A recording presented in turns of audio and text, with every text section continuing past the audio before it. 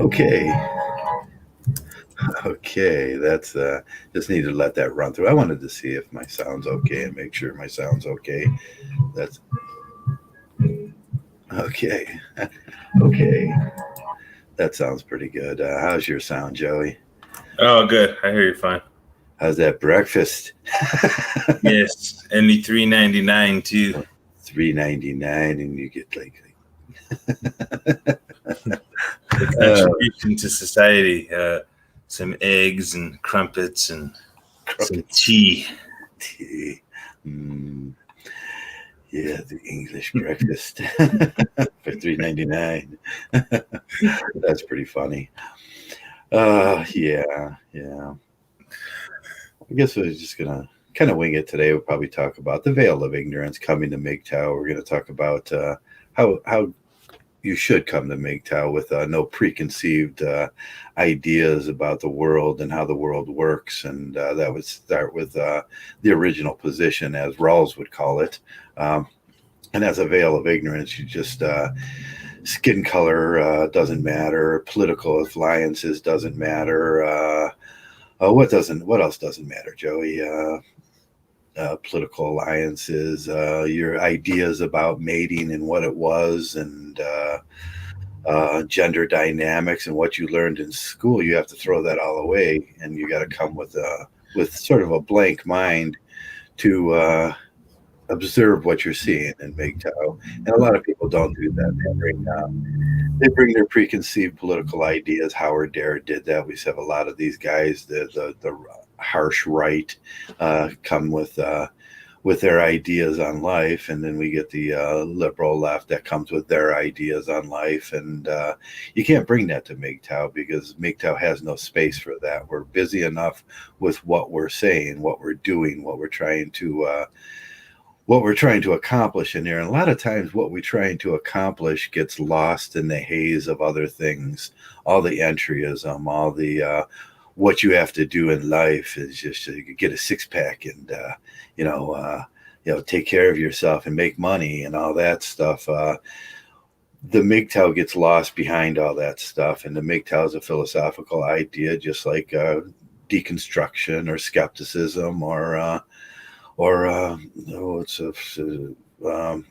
any other philosophy. It starts with removing all that you know and trying to put truths back into your life. Truths. You take everything off the table, and like Kant would say, you take everything off the table and you bring truths to your life, and you put only truths back on the table. And what is that? Some of them are harsh truths. And that's what Mgtow rage is gonna.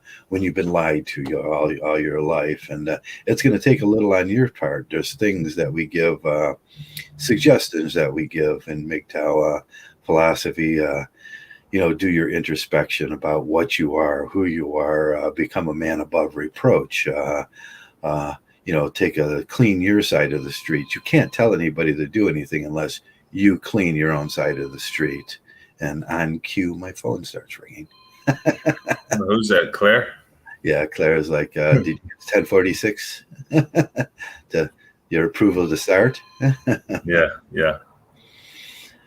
So there's a lot of things that you have to do in life, and who knows what it's going to be personally for you, but it will take some effort here in Mgtow, and getting rid of all those notions, all those false things that you've been told. We talk about those things all the time, but I don't know if a lot of the guys take that really seriously.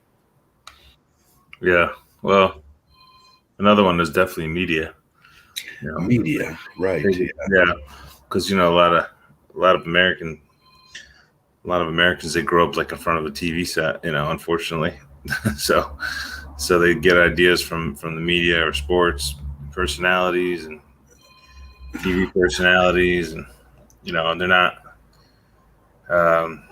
giving them information that's really going to help them. Yeah. Can you hold for a second, or just Oh, talk yeah. for a second? Someone's blowing me up on the phone. Yeah. It's Claire, probably. She's upset. Claire, she's upset that we The breakfast special price was wrong. It's actually $4.99. $4.99. Damn it! I mean, Claire, she's serving hundreds of breakfast meals a day, so that's cutting into profits when you make it for $3.99. The feds are calling. Yeah. Juliette Lewis. Yes, she's calling from the set of Natural Born Killers. She wants to take out the scene where she beats up those two truckers. The dining scene. She feels like it was really inappropriate. But anyway, what were we talking about? Yeah, so I think you have to kind of, like, I always say, like, start today like with a blank sheet of paper in your mind, and you kind of fill it in how you want to. But when you start getting ideas from people that don't have your best interest in mind, it's not going to lead you down a good path in terms of what is best for you. And it's an important idea. You always got to analyze your thoughts and your beliefs. That's really a lot of what our decisions come down to is, what our thoughts and beliefs are. So, I think when you, like Trav was saying, having an open mind and,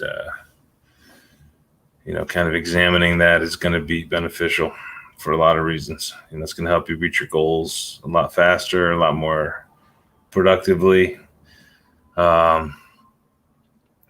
So yeah, Julia Lewis has Trav tied up right now in a conversation. They're going to rewrite that scene in Natural Born Killers, and she's going to get her ass beat and that diner scene. So I'm looking forward to it. I'm actually going to buy it. This is a new movie coming out with Juliette Lewis and Woody Harrelson, where we all the Mgtow go in there and beat both of their asses up and straighten them out. And then Oliver Stone gets his ass beat too. So it's going to be really a lot of fun. So I'm kind of looking forward to it.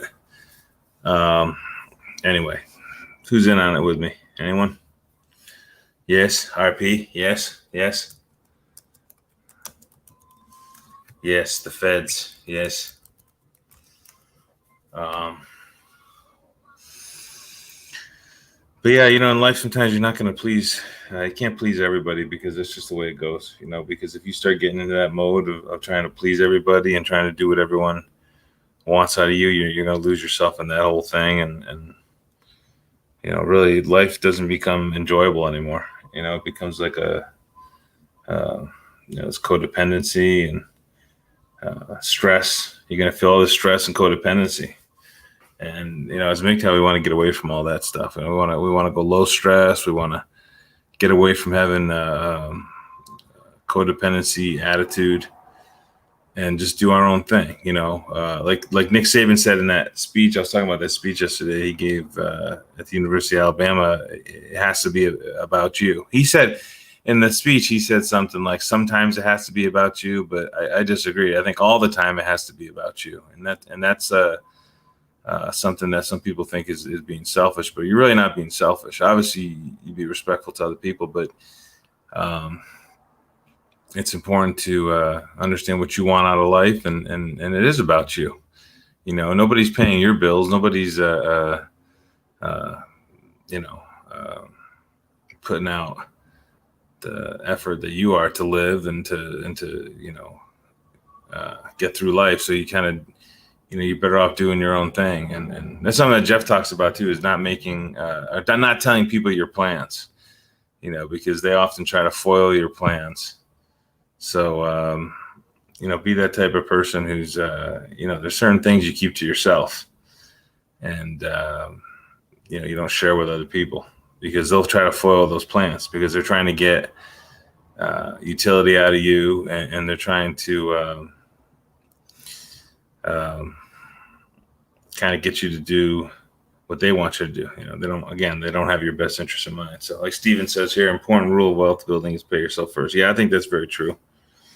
Yeah, that's very true. And that actually, I would even say, Steven, that's even applies to even if you're in debt. Pay yourself first before you can pay your debt. Obviously, you want to pay a minimum. If you have debt, there's obviously minimum payments, but I would say even stack up your own bank account first before even paying above the minimum for any kind of debt. So, Yes, RP. Yes, he only makes comments on reaction videos to movie game review of leaked trailers nowadays. I have no time to shoot movies. Yeah, no, I was just talking about that scene, Joe. The what one? Juliette Lewis called you, and they're going to redo that scene in Natural Born Killers where the truckers, where she beats up the truckers with her fists. So Mgtow are going into that. So we're redoing that scene, and the Mgtow are going to be the truckers, and we're going to beat her ass, and then Woody Harrelson going to beat his ass. Those shirts with the yellow triangle. Yeah, on it. We're going to chop their heads off, and then Oliver Stone's next. Like badges and like the shoulder things, like the Nazis used to wear. Yeah, all the evil people in that movie are all going to get their asses beat by Mgtow. We're gonna use Claire's knives to cut them up. So yeah, that's funny. That was my buddy. He dropped some groceries off. That was really nice of him. Yeah, he was just out shopping, and he picked me up some groceries. Oh, nice. Yeah, good friends. That's good. Yeah, good friends like that, Mgtow friends and stuff. You learn how to be a better person, and people just, that's the thing that I talk about a lot when you put a little back into life and just give a little effort when you go to the store and stuff, and that teaches you how to be a better person, and that pays off. Yeah. Well, I was just doing monologue about how, like, it's unfortunate. Like, what's one of those things in life? Like, it's good to obviously you got a good friend there, but most people don't have your best interest in mind. It's just the way it is. So, right, yeah, most people have a dark, that dark psychology comes out, and most people are self-interested. It's a dog-eat-dog world sort of thing. What is it? I was just watching yesterday. Greed is good. And that could be farther from the truth. Altruism always pays off better for everybody, but greed is good, Burgess individualism, that sort of stuff. And you might make it. You might end up being in one of those people, but the chances are 1 in a million. Do you think you're the 1 in a million? That's pretty narcissistic. Most people aren't going to be, and so you have to communally exist. For most of us people, I have to communally exist, and I hate the people that are anti-communalist. Like, we have to communally listen. There's 380 million people in this country. You ain't getting away from anybody. You ain't hiding in the woods. Yeah, and I tell you, the people you got to watch out for the most are like lawyers and doctors and stuff like, Yeah. I hate to say it. I mean, I like doctors. But I would say lawyers, because they'll try to rip you off. Like right, lawyers. The only way to avoid lawyers is to be a better person, where you never need a lawyer. And, right. But sometimes you need one to defend yourself. Unfortunately. Right. Yeah. That's what happened with me. And these lawyers kind of like took me. I spent like $8,000 on lawyers this year. I mean, it's a lot of money. It's like shit. It was either that or lose more money, and because I was going to get taken advantage of. And yeah, sometimes you got to do that. That's only when it seems like in America, only when money's on the line, and there's a pool of money and two people are fighting over it. Yeah. Usually Claire and somebody else. Yes, she's going to sue me for the $3.99 advertisement. It was supposed to be $4.99. Yes. So anyway, but yeah, it's unfortunate. That's why it's good. You have to get into those. You have to really analyze those situations and what kind of entanglements you're going to get into in life, and try to avoid the people that are a bunch of losers. And unfortunately, like a lot of people that are wealthy, they're the biggest losers around, because they're just trying to they'll try to use their knowledge and their power to really take advantage. I see it with judges a lot, and we obviously see it with men going through situations with courts, and they're not really doing the right thing.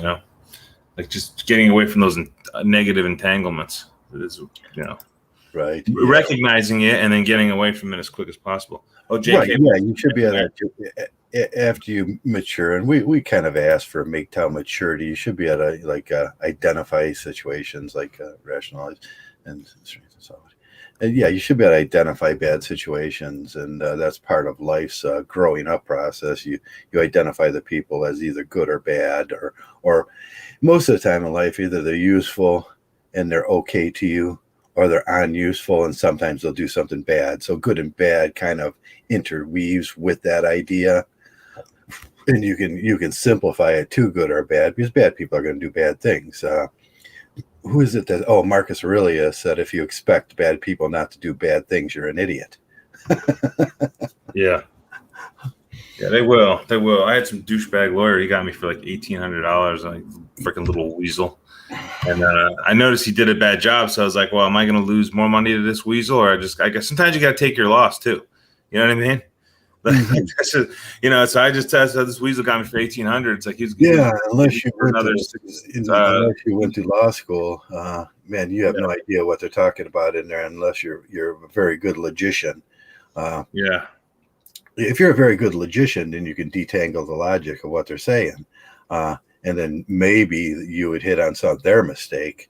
Probably you would hit on their mistake, but you have to do Boolean logic on a lot of that stuff, and then do the philosophy of logic, and then you could probably defend yourself. But man, that would take most judges will, if you're not paying the system, then they look down on you. Yeah, that's the goal. They want you to pay the system, and that lawyer wants to be that judge too. Never think that lawyer and that judge don't have an agreement, because he wants to be that judge. He wants to move up into that judge's position. And the judges will pick. It's like, we talk about it all the time. The baseball when we were kids, and how there was a set of kids that just got picked, and they probably weren't the best players. They were just picked for their social status. And that's the way it works everywhere. There's a dark psychology behind this, and sometimes because they were just the WASP kids. Yeah. Yeah, you just gotta try to, just stick. That's why I think it's better to stick with your own, people that. Yeah. And you look for people that identify the same as you and have your same ideas, and then have your interest. Most men know that alone you can't get anything done unless you have a will that will push that through, sort of a Nietzschean will. Most men like us, normal guys, and I consider every guy in this stream a normal guy. You need a group of friends that have talents the same as yours to start a business, to build things, to make things happen. Your network is important. And I don't think that happens a lot in Mgtow. We never talk about, what's his name used to talk about? Steven, they used to come on. And someone didn't like him. Remember Steven? Yeah, I think so. Not Stephen Hill, the one that's there today, is it? Same guy? No, the other Steven. It might be Stephen Hill. I don't know. He might have changed his. He used to come on a lot when I did a lot with. Okay. The redheaded guy and. Aragon was giving him shit, I think, one time. What's that? No, I don't know. What was he talking about? The Steven guy. Yeah, he used to talk about Mgtow networking and. Isn't that Legend or something? Yeah, Legend. His name was Steven. Okay. Yeah. Yeah, he had a pretty good ideas about networking, and but he was sort of in self-interest. He was too self-interested in other things, and that's when you risk bringing things in Mgtow, like we were talking about, that may have something to do with Mgtow in the right content, but you have to be careful that you're not self-interested. Yeah. Yeah, Legend Mgtow, and then he changes. I can't remember we knew his regular name because we talked to him, and his name was Steven. Yeah. Hey, Hank. Hank's in, and Stephen Hill's in, and Jigsaw's in, and a lot of guys. Jeff Burns is in. It's probably late for him. What time is it in Australia? I have no idea. It's 14 hours to go back and 3 o'clock in the morning, isn't it? That guy's a dedicated Mgtow. Jeff Burns, the dedicated Mgtow. We're gonna just start calling Jeff the quintessential Mgtow, because he shows up at 3 o'clock in the morning. 3:15. 315. He still doesn't understand how hard it is to plaster, though. Yes, it's plastering that evades us. The skills of plastering. Yes, he doesn't know how to put up drywall.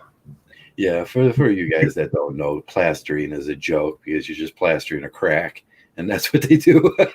That's what simps do. They plaster a crack. Yeah, yeah. You got to get you got to get the irony in it. So Yeah, but I was like thinking about what was bothering me like recently, and a lot of it is just like these people I used to know, like they like I had one friend. He wasn't a close friend, but I used to play poker with this guy. He was like a really good dude, really good dude. And yeah, I used to run into him at the gym every now and then. We played poker a few times, and I don't want to, I know morning show, whatever. I don't want to sound negative here, but he was murdered by his business partner for insurance money. It was like 150,000, yeah, something like that. Yeah, I know that feeling. Yeah, he was literally shot right in front of his house, and he hired a bunch of guys to kill him, and I was like shocked when I heard of it because this guy Chuck was like the coolest guy. Like, why would anyone want to do that? And why would anybody want to kill you? Was he a good dude? Yeah, he's a real good dude. He's a real good dude. And like you think about stuff like that, it's like, man, this is the kind of world we live in where he wasn't involved in any shady stuff. He was just a regular guy, and he had, for some reason, I don't know why he did this insurance policy with this guy. He signed. I don't know why he did that. Like because they're they were contractors, and there was a business insurance policy. It was something like that. And this guy was just obviously a psychopath that he worked with.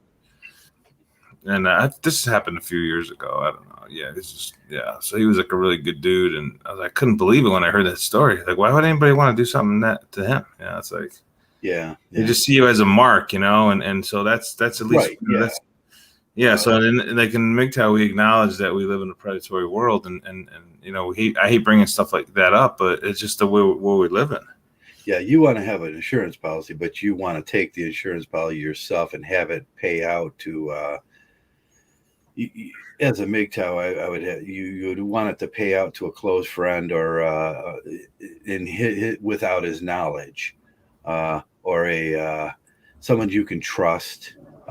A child, your children, or something like that. You can have it pay out to a trust fund, or a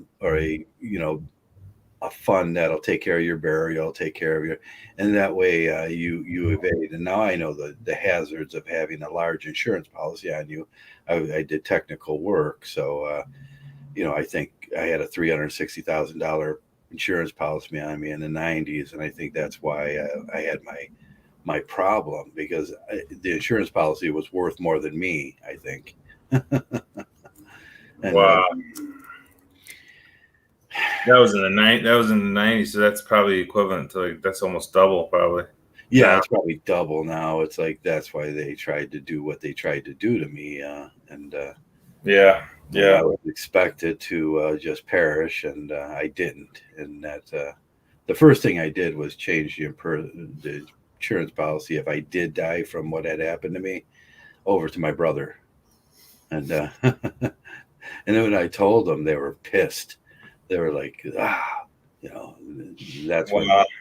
that's when I kind of realized what was going on. And I told my wife, I said, I changed my insurance policy over my brother. He's going to be the trustee to delegate the funds to the children if I die. And then she was just pissed because she wanted to smoke crack and with her boyfriends. She was like, woo, crack. We'll just crack it up. And it's like, sometimes you just pick the wrong woman, and, no loyalty, no honor, no, So that's what brought me to Mgtow, was an insurance policy. Yeah. Well, isn't that I guess that's probably what women do, right? When they get married, it's like, okay, now they want to kind of more with children, but then one of the next moves they want to make after the marriage is to to get an insurance policy. Right. What does the praying mantis do? It feeds. You are. When we say we're disposable, we don't really cover sometimes how disposable you are. Once you give them your seed, or not your seed, I screwed up there. You don't give them a seed. Once you give them your transposon, and they got your DNA, uh, uh, what use are you to them after that? If they can get an insurance policy on you and get them benefits after that, uh, you're disposable. And people don't realize how highly disposable you are. It happens in society more than we want to think about. Yeah. You know, Yeah, of course. Black widows or whatever you want to call them. Yeah, even with men at work, there's 100,000 in America alone work deaths. With each one of those guys probably had insurance policies on them, and you can never tell whether they're accidental work deaths or someone from the corporation said, "Oh, he's got an insurance policy, a corporate insurance policy on him. He's worth more dead." The corporate policies are the worst. I had one of those too. It would have paid equal to if I was dead, it would have paid equal to my where I worked, because they insure my value as a worker. Yeah. So you got to really be careful in this world. People get screwy ideas, and they can dehumanize you. And I think it all comes down to the ability for people to dehumanize other people. And well, we know the results of that. We read about it in the paper every single day. Oh my God, yeah. Yeah, it's insanity. Yeah, we read about Claire and her knives every day. Oh yeah. Look at that story with the priest there in Albany. Yeah, he was. That's an old story, but at that time, the policy of pedophilia was just move the offenders to some kind of rehab. Yeah. And that was. I can see the way why they would think that, because they were Christians, and they were influenced by the Bible, so they had to give forgiveness. Plus, they had to, try to help. So they fulfilled their Christian values by doing that. Now it's overinflated in the press, I think, with the Catholic priests, because Burke, who is it? What's the university in Washington? Washington or California? Washington D.C. Oh, Georgetown. I don't know. Georgetown. Yeah, Georgetown did a review on the actual amount of pedophilia is within the priesthood is like 0.01%, and the actual amount of pedophilia is in public and your school teachers and stuff like that is 0.1%. Oh. So it's 100 times more within regular society, but because of their values, they have higher standards. And we talk about this a lot in Mgtow. Because you're a man, your your standards are held at a certain degree, and if you break those codes, you will be punished, wickedly for years. Yeah. Even though it comes down to Simpson's paradox, when you compare the numbers and you add them to the other numbers, it'll reflect the higher number. So in that situation with the Catholic priest, it was sort of Simpson's paradox. Plus, you were supposed to have a higher value, and you let us all down. That's what that is about. And but it's talking about men. You're held to a higher responsibility. You're held to more accountability. You're held to more. More of everything, that you have to do this job perfectly, or else you will be put in jail and raped. under the same laws that you upheld. You'll be them are Christian retributive justice, and and that's a wide spectrum of WASP and Baptists and Christians and German Orthodox and those. It's just this is how this worked out in our legal system, where you will have the evil raped out of you. Yeah. Or at least the threat of that. So you live in constant paranoia. Yeah, it's such a mess, huh? That's why I just get away from it. That's why I try to get away from it. I finally had a property I just had to sell it. I had to sell it because it was just I had to get away from the people that owned it. I had to get away from it. Of it, yeah. Yeah, I had to get away. It wasn't worth it. It was just becoming a disaster. It's like, and I saw where it was headed because I didn't have the group loyalty to my extended family, and I knew they were going to give me a hard time. I know their personalities. Yeah, they were just going to give me a hard time. It was causing too much stress. Yeah. They could have sold it at any time they wanted, but they wouldn't invest in that, would they? All right, say it again. You could have come to an agreement to sell it anytime you wanted. Yeah, I could have made it profitable for them, long-term profit. They just don't see it. Yeah. They're it didn't have to go through lawyers and probate. I'm a good visionary. The thing about me is like, whatever. I'm not trying to say I'm super genius or anything, but I have long-term vision. I can see things like 20. Like I start backwards. Like I start with 80. I'm 89 years old, and I try to go backwards. Like, well, what are the things I wanted to do in my life? That's how I see. A lot of people don't view it that. A lot of people don't. They're just trying to get through the day, which sometimes you have to do that too. But I'm trying to approach my life like, okay, I'm 80, 90 now. Okay, let me look back on my life. What did I do? The things I wanted to do, and it's kind of funny because I reached all my goals when I was like 31. so it's kind of like a big letdown after that. Yeah.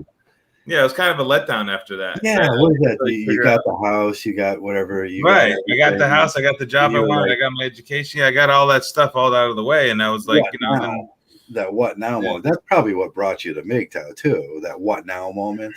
Like I feel betrayed by society. Yeah, because the next step was I was gonna do the wife and 3 kids thing, but you know what it was? I think living in Vegas was good for me because the women there are so retarded. Yeah. They're like beyond retarded. It's like LA is the same way. You have like if I was in the Midwest or when I was into that more traditional thinking, I was Vegas was like the best place for me to go because the women there are not traditional. They're batshit crazy, but then you get older, you realize all of them are batshit crazy. So they all display some of those characteristics. Yeah, but Vegas is a different extreme because you could be talking to somebody and she's a stripper. You don't even know it. She's like at church with you. Yeah. They got and when you get back, in that situation, it's just you get hit by a stripper and she goes through your wallet. But, that's right. In the situation that you were going back to in the East, it's like you get hit by a stripper and she goes through your life, and and there's a difference. The traditional stripper is worse, and that's why we call them strippers because they're all just traditional strippers, and they get into your wallet, they get into your credit, they get into your life, they start changing things in your house, they they have expectations of what it costs to have them around. And then there's children and that whole thing, cogs. You got little cogs. They drop little cogs out as they run, and then you have to take care of them. Yeah. So I got lucky in that regard, and then one thing led to another, or whatever. I lost my job, I got downsized, all this kind of shit, and then so now I got to kind of start over again, and then but I'm still looking at it from that standpoint. Is okay? I'm 80 years old or 90 years old. Okay, what did I do? The things I wanted to do in my life, and did I position myself to have a good life and have low stress and all these kind of things? So that's how I'm looking, because I'm thinking of going back into teaching. I have to really analyze it because I like sales and it's kind of easy for me, but I'm not getting opportunities. They don't hire me. I don't know if it's because I'm a dick or I don't know what. I think it's age discrimination, but a lot of it is I just come across maybe as overconfident or whatever the case is. Whatever, and I don't get opportunities. And I guess, okay, well, what's the next let me just look into teaching here. Let me see if I have the if it's going to work, and so I'm looking at that now because you get a pension. Here's the thing, you get a pension. Right. Yeah. You got to look at a pension. Yeah, I'm building up equity, and plus it's a fun job. I like the kids, and so you still have time to build that pension too. Right. I still got to get probably 10, 15, 20 years I can maybe put into it. Yeah. If you put a little bit more to catch up and right. And I know my friend, he's a really smart guy. He ran for Congress, and he's no joke. And I remember his father is a really old school, really good dude. He was in the military a long time and military recruiter. And he was telling me, because he was probably around, he was about 20 years older than me at the time, but he was telling me, when you get older, you want to have some type of income like that's coming into you, a form of a pension or something like that. And I kind of was doing the 401k thing for a while, and but I listened to what he said really intently, because he's not a dummy, this guy. Yeah. He's from New York City. He's no dummy, and he's a really good guy. Yeah. And all his children are nice. They're good people, right? And so I have to look at that. I have to be realistic and look at that. So I'm trying to approach it from that standpoint. If I'm 70 years old, it would be nice to have a little, obviously you have Social Security, but you want to have a little bit extra pension. It's a nice thing to have, Right. Yeah. No, I was thinking about you and sales of the house and everything. If you would have did it your way, you would have probably, for your two sisters, you would have probably split it 1/3 and suggested that they put it in a retirement fund. Oh, it would have been great because then that would have went for, by now it would have been like twice the amount. Well, in 15 to 20 years, you pay off. Okay, so the money, you can take all the money now, but if you wait and just rent it out, which is can rent out, easily, do that too. And then all you have to do is wait 15, 20 years. You keep all the rent, and then the house is like it pays for itself, and you still have the house. Right, and you still have the house, which doubled in value, probably. Yeah, they're just so dense. Yeah. God, they're so stupid. I mean, I'm sorry, they're my sisters, but I don't talk to them anymore, so I don't really care. They're not my sisters anymore. I told my cousin, I don't consider them my sisters anymore. They're just biology. Well, that's what females, they see, what Schopenhauer says, their only skill is shopping. Right. Their favorite outdoor activity is shopping. Yeah. And the division of labor to them is men make the money and they spend it. That's right. Yeah, that's the division of labor. You do it, they get to spend it. Yeah, so I just had to move on. It caused me a lot of stress over the years. It actually cost me more money because I should have just squashed that right away, but I wasn't as knowledgeable as I am now about women, and I didn't really think my own sisters. Right. If you had that Mgtow attitude, you would have just sold it right away and put. I would have sold it right away. Yeah, because now I got entangled with the lawyers. I lost $8,000 with the lawyers. I lost, and then the judge is a little prick too. He's a little freaking prick. Yeah, they're gynocentric judges. Yeah, he's a gynocentric little piece of shit. And if I ever go back in that area, I'm gonna do everything I can to campaign against them. So yeah, so he's got that coming too, because I will campaign against them. I absolutely will. I'll find out when that election is, and I'm gonna help out whoever's on the other side. I don't care who it is. I don't care if it's Kamala Harris or OAC or whatever. I don't care who it is. If it's Donald Trump or his cousin, I don't even care. He's like, as long as that guy's out. If we find a way to get that guy out of office, I'm going to do it. I'm going to find a way. I don't care if I pass out flyers. I'll do whatever. Because he's just a total piece of shit. And the guy probably he's running against be a piece of shit too, but it won't matter. But yeah, but it's just annoying. It's just annoying, It's just annoying. It's like going into business with someone you don't. I inherited the situation, so I just didn't. It's unfortunate. It really is. It really is. But that's how women are. They don't have a vision. They don't see anything. They just want the here and now. They don't have a vision. It's like that guy that killed my friend. He doesn't he have a vision that he's obviously the guy that killed him is a psychopath, but right. The thing is he doesn't see the vision of working with a good business partner. You're going to make, you want your 150,000 for the insurance policy, but you could probably make $500,000 working with this guy. Right. Yeah. In the long term. Yeah. If you have a good business partner that's trustworthy and honest, trustworthy and honesty and that kind of personality often tends to vulnerability. And that's what he's seen. All he's seen was vulnerability, which is sad. Exactly. That's what he saw. Because Chuck was like a really easy-going guy, and and that's what he saw. But Yeah, because that's what the predatory nature of people, Right. but I get a sense right away because I got into listen. The guy I'm working with now, he's a good guy, but it just doesn't. The product is just going to be too. It's just the ROI is not there for me. Okay. So you have to look at it that way. Sometimes it's not just the people and the product; it's the ROI on your time. Like you have to look at that too. Like your time is valuable. I think a lot of people undervalue their time. I think that's a big one. Right. That's what employers want nowadays. You would undervalue your time and work for less, and then that's where their profit margin comes in. Yeah, yeah. That's Instead why I of, like teaching. That's why I think teaching is a very good profession because it's very structured. Like you have, like you know what I mean. It's not. They don't really.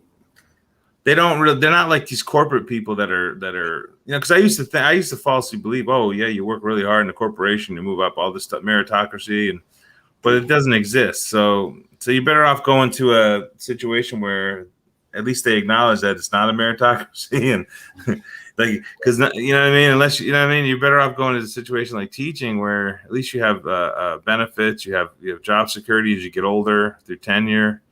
There's a lot of positives in teaching that I see that I didn't see before. yeah, there's a lot of things in that, and like benefits wise and time off, and I mean, imagine you get the summer off. Right, you get the summer off. You can travel to Europe for 2 months or Yeah. South America or Asia or whatever, Yeah, or during that time you get unemployment if you spend enough hours, yeah, and it's get that pension. and It's really not stressful once you get old enough and mature enough and smart enough. It really is not a stressful job either. I think it's stressful. Any job is pretty stressful when you're in your 20s because you're still learning.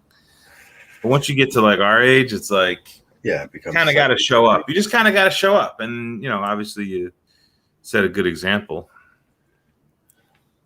Soothie, I want to ride off into the sunset. Yeah. Yeah. Oh, I tell you, so the best experience I had this year was when I was in Kansas and I was driving cross country. Kansas is in the middle of the country. And I was like the only car on the road. I was probably going 100. I was in my Jaguar going like 100. I had the sunroof down. It was like a nice sunny day. And I was driving through these cattle ranches or whatever. That was like the most, that was like the best day of the year. Like just kind of nobody was around. Yeah, freedom.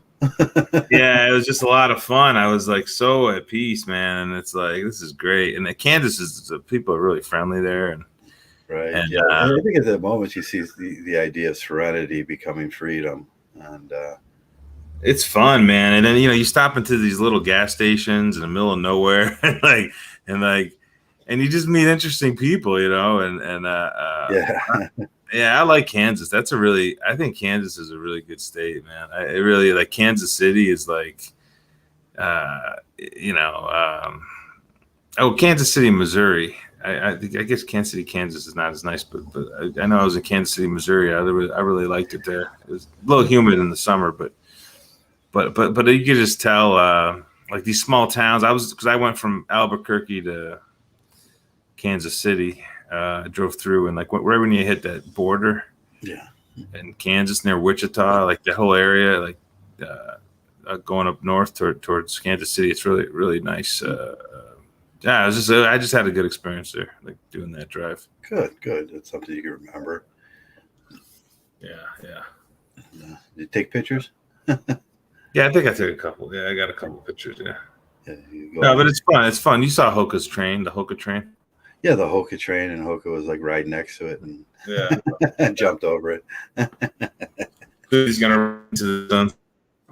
That's when I was in the hospital in the winter. What's that? Can you hear me? Yeah, you were Oh, doing I was doing that. Yes, Frankenstein.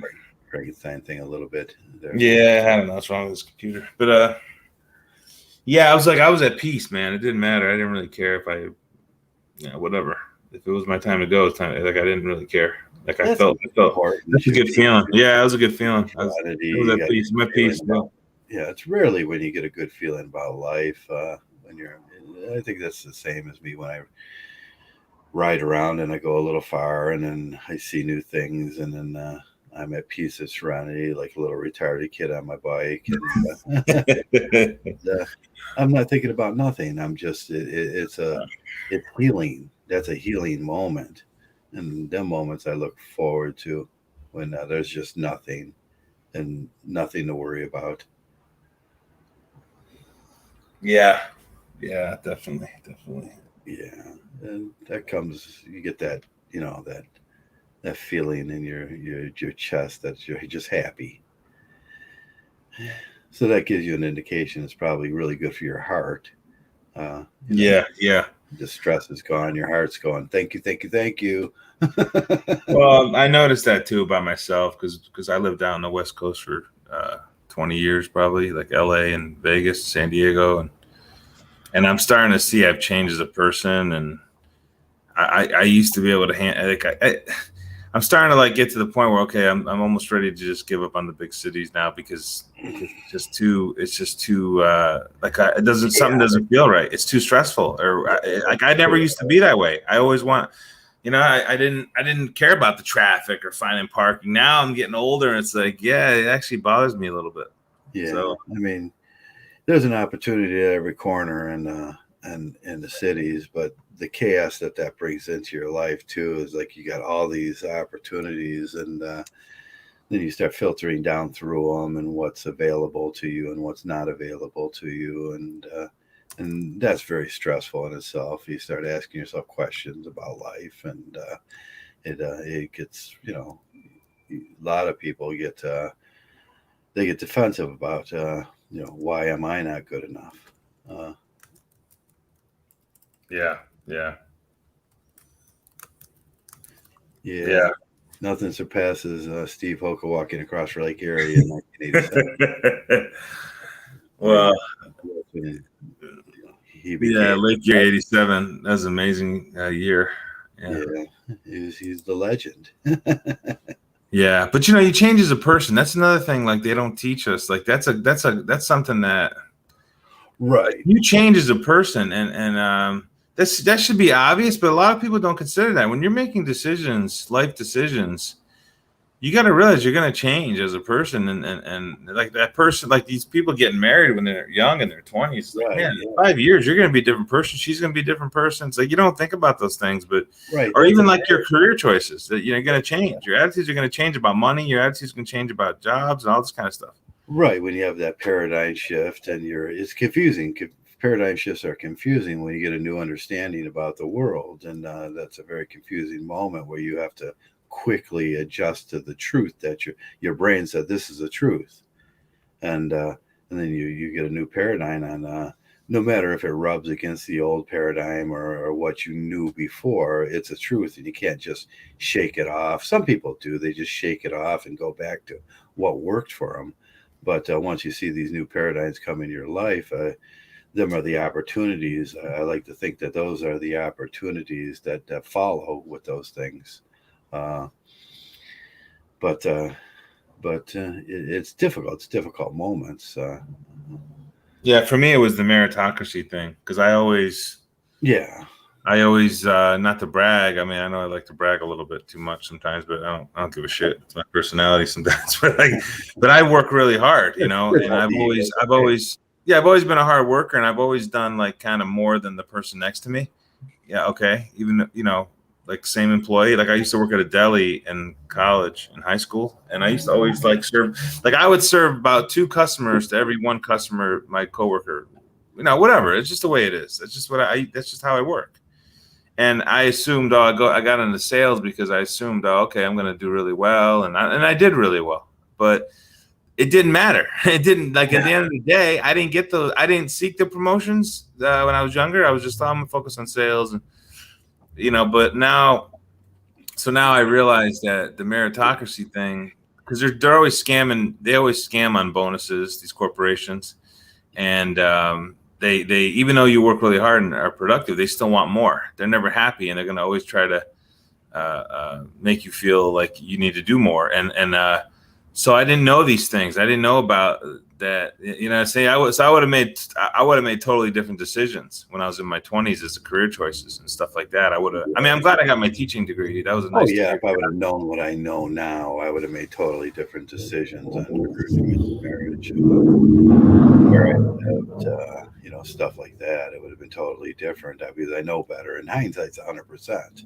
Uh, you know, Yeah, I would have been probably a doctor because I had the brains, I had the drive, I had personality. I care about people, and so I would have definitely been. I would have if I had to go back. Yeah, I would have been a doctor. But it is what it is. Whatever. But because it's a yeah, good job. It's a good job. At the end of the day, people talk about shit about it's not what it used to be. Who gives a shit? You know what? If you're smart, if you have the aptitude, number one thing about being doctors, you have to have the aptitude. You have to have the aptitude to actually be able to academically get through the courses and do the work. If you can right. do that, then you might as well. That to me, that's the best profession because you're helping people. You have a nice stable income. And here's the thing about being a doctor is as you get older, you get more. You can make a better contribution to your profession. You get more respected. Right. Like with age, I think the best professions are the ones where with age you get more respected and more. What's the word I'm Yeah, if I looking for? only had to choose, I would probably choose, social psychology and something Yeah, like that. or a Where professor. Yeah, that's another good one. Professor. right, you Professor is walk another in, good you one. give a lecture, and Yeah. Yeah, you're professor paid. is good. Yeah, Yeah, you if get I more walk in, equity as you get older. yeah, I walk in looking like this, people respect me more. If I walk into a job as an electrician, I don't know if I'm going to get the kind of work uh, out of him. It's like the youth thing, the ageism and that. And there's some jobs that respect the ageism, but that respect age. And I would have looked for that. Social psychology is one of those things. You know, Norton. Norton keeps wanting me to shut down my computer and reboot it. Yeah. It's trying to scam me for money. Yeah. But yeah, professor I think is a good one too. And those I think those professions where because sales, forget it. Like I got into corporate sales, like forget it. Once you're 40, they're like it's really weird. Once you're 40, it's like okay, the downhill starts, and then once you're 50, they're looking to get rid of you if you're not into management. So it's like you're like trapped to go into management. That's pretty much the only place you're going to go because once you get into management, then at least you maybe have some job stability. But the douchebags that I've met in sales are just like, oh, forget it. It's like they're just. Yeah. I've met a lot of good people too, but it's really not I don't think it's a really good profession. I think it's Yeah. something you do maybe for a year or two just to kind of play around with it and see but I don't think I would not recommend it. I really Yeah. wouldn't. And I'm good at it too. That's what's weird is I'm good at it, but that's just life choices and yeah, but I I'm think happy I got that teaching degree. I'm really happy because yeah, I have an advanced degree in teaching so I can yeah, kind of slide Liberty into has a a position. decent idea. Maybe they should reform the concept of qualifications to practice medicine. And I always thought that you should be able to specialize more deeply into one aspect of medicine, and then the bar goes down on that. If you can go to and obtain a master's degree and say knees, you specialize in knees for old people and people that have degrading knees. Uh, your qualifications should go down where you just specialize in that. You don't have to know about well, you do have to know about cardiopulmonary for the blood flow and everything, but you don't have to know a lot about intestinal tract and stuff like that. And you specialize in that. And I think that's one of the ideas in American medicine. You should be able to specialize in feet, hands, throats, ears and throat, nose, mental issues and everything. And they do it to they do it to the most part in mental health. You can you could practice in mental health with a little less education. I've done it myself in counseling, uh, but yeah, there should be some. We should lower the requirements but higher the what you know about that area of the body, and then you just specialize it, and that's what you do. Yeah. Yeah. And that would spark a whole new interest in America about specializing in certain things. You could take that idea and like, okay, I know everything there is to know about the 130 no, the 660 Elkhart press, and the intricate feeding systems about it, and I specialize in that. And when problems with that machine comes up, they call you. It's the same idea. Uh, what do you do? A plumber, as I specialize in welding pipe, metal pipe, stuff like that. You can specialize in a certain area in teaching too. We see it resemble, okay, I specialize in math. We see it in teaching, but we don't take these ideas and move them to the general population, because you got people that specialize in math or social studies or English and it makes it easier for a person to have a specialty, but and excel in his specialty, but not have to do all the other bull,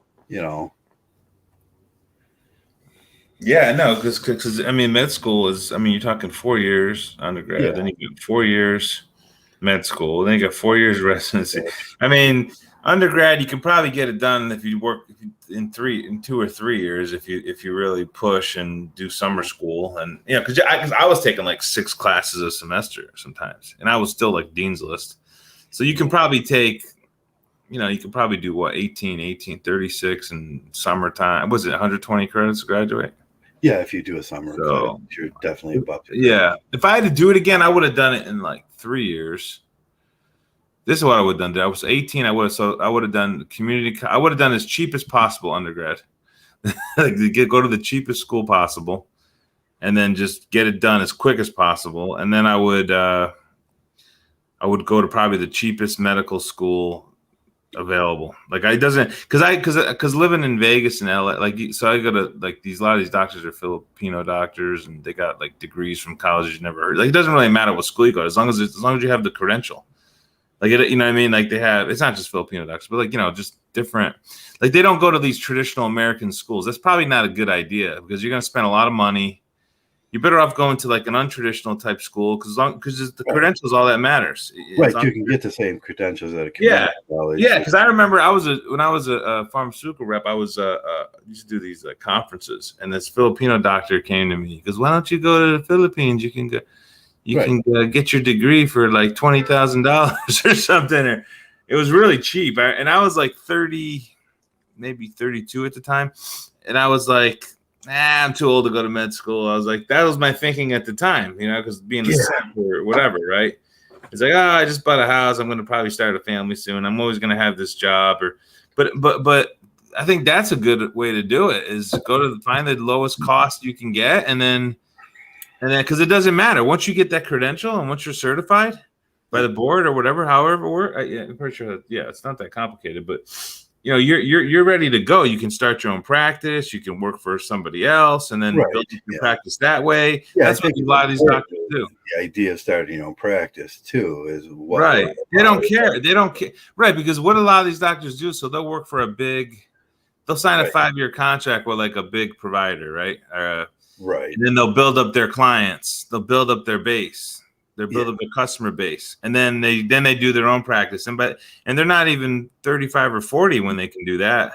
Right. Luigi gets a good complaint about authoritarian medicine. It's like, well, some people can't start their own practices, and you said, well, no, I can. I can, if within this democratic and capitalist society I live in, if I want to start my own practice and my specialty, I can. But there are authoritarians that go, no, you can't. You have to work for. Right. Right. Yeah. Yeah, they try to put all these hurdles. Yeah, they put in They don't hurdles. want you in their club, kind of thing. Yeah, you got to be in their club. You got to work at the. You have to be an intern and work at the for their self interest. You have to work in the emergency unit for like a year. It's like, Right. and that's just self interested medicine. Where the people that are in authoritarian positions, the executives, which may or may not have the same degree as you or the same knowledge as you, they just have a business degree, uh, Yeah. maybe influencing your life in a negative way. Yes, I could see that. Yeah. But yeah, so that's why it's good to get the Mgtow knowledge when you're young. You can kind of, you can make better decisions on your future because it becomes her future. Or Right. Yeah. Her future is more important. Yeah. To Claire's future is more important, Joey. Don't you know that? Yeah. So anyway, yeah, that's so if I had to do it again, it kind of sucks that it's just you don't have that information when you're young. Yeah, like I said, it goes back to my point again about you're going to change as a person. Like, so you have to kind of, because boy, when you hit like when you start not getting opportunity, like I have more experience. Obviously it should be logical that I'm a better salesman now than I was 20 years ago, right? Well, yeah. 20 years ago, I had more opportunities. So how does that happen? That's ridiculous. Well, they valued youth over age, and that's obviously if you can get a guy to run around twice as much, what you're just really saying is you're using him as self advertising. Uh-huh. So there's the advertising concept of every time one of your salesmen show up at somewhere, they're just leaving a mark there, and then they leave their card, they leave their presence, they leave their if it ever in the future, or in the future, if they need that product, they'll go, oh well, this guy was here. So that's what you're doing, and you don't get no money for that. Yeah, I had that in sales when I worked in sales. A very young man, I worked in sales, and I left a card for our product at a one of these specialty boutiques, and then later they called back and said, why don't you bring your products down so we can take a look at it? We'll carry some of them on our shelves. And the boss never gave me any credit for it. Yeah. I was like, well, wait, I did that work. Yeah, they're douchebags.